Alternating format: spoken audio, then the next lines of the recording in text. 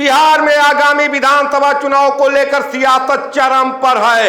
एक तरफ जहां एसआईआर को लेकर विपक्षी दलों का रार है, वहीं इंडिया गठबंधन और एनडीए गठबंधन में सहयोगियों से सीट बंटवारे को लेकर तकरार भी है। बिहार में प्रशांत किशोर की जनसुराज भी है और जनसुराज का चर्चा लोगों की जुबान पर है।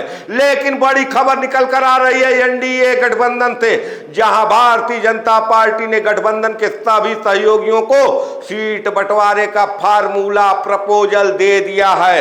भारतीय जनता पार्टी जहां खुद 105 सीटों पर चुनाव लड़ सकती है, वहीं जनता दल यू के कोटे में 100 सीटें जा सकती है। खबर यह भी निकल कर आ रही है कि नीतीश कुमार ने 100 सीटों पर हामी भर दिया है।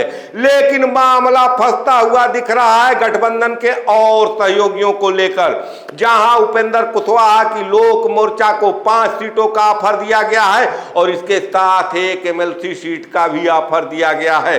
वहीं हिंदुस्तानी आवाम मोर्चा जीतन राम मांझी की पार्टी को 7 सीटों का ऑफर दिया गया है।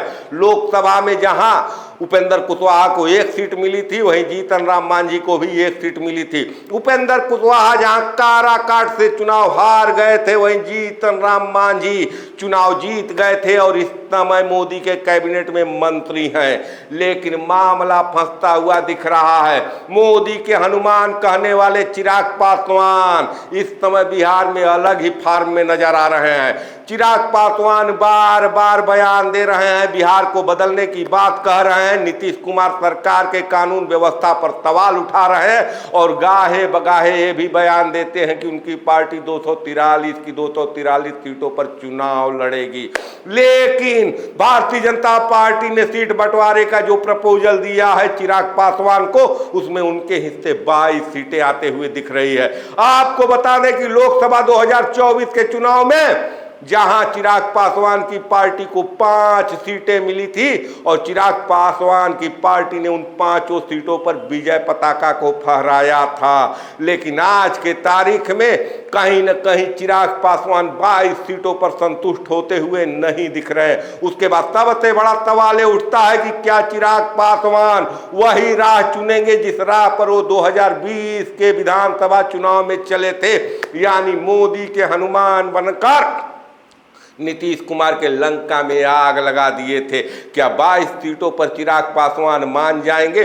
जिस ढंग की रणनीति पर इस समय चल रहे हैं, जिस ढंग के बयान उनके पार्टी की तरफ से आ रहा है, चिराग पासवान की तरफ से आ रहा है, उससे तो यही अंदेशा लगता है कि चिराग पासवान 22 सीटों पर समझौता नहीं करेंगे। लेकिन कहीं न कहीं आज के तारीख में चिराग पासवान को भी मालूम है कि अगर मोदी का साथ छोड़ते हैं, एनडीए का साथ छोड़ते हैं, तो नतीजा फिर वही 2020 वाला हो सकता है। 2020 में जहां चिराग पासवान की पार्टी से सिर्फ और सिर्फ एक विधायक चुनाव जीतकर विधानसभा में पहुंचा था। चिराग पासवान कहीं ना कहीं अपने संख्या बल को बढ़ाना चाहते हैं, लेकिन ये 22 सीट क्या उनको मंजूर होगी, इस पर सबकी निगाहें हैं। लेकिन अमित शाह के तेवर, सीतामढ़ी में अमित शाह आए थे और कहीं न कहीं सारे गठबंधन के सहयोगियों को अपना प्रपोजल दे दिए हैं। अंदर खाने बिहार की सियासत में बहुत कुछ चल रहा है।